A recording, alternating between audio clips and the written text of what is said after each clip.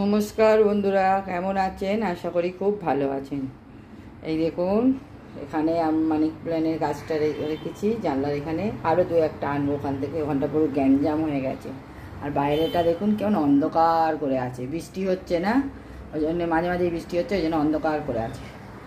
চলুন আজকে কী রান্না বান্না করেছি দেখাই আপনাদের। চলুন,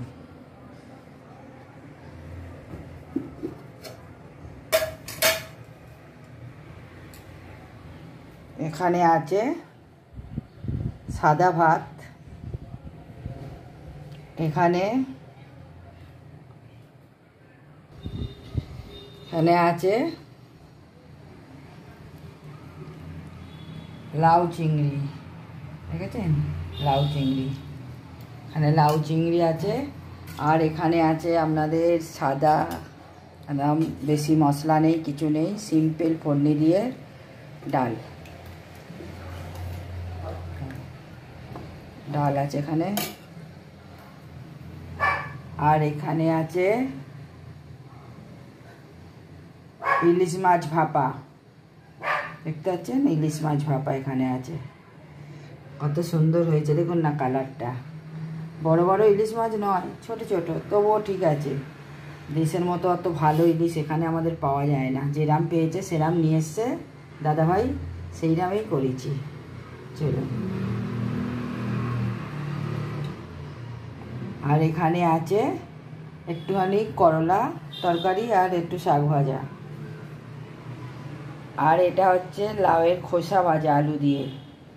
কে কে খান বলবেন, অনেক ভিটামিন থাকে, অনেক কলা কী বলে লাউয়ের খোসা ভাজা। আর এখানে পেঁপে সেদ্ধ, ডাল দিয়ে করেছি বলে এরকম ডাল লেগে আছে, খালি ডালের সঙ্গে সেদ্ধ করেছি তো, পেঁপে সেদ্ধ। আর এখানে আছে পাঁপড়।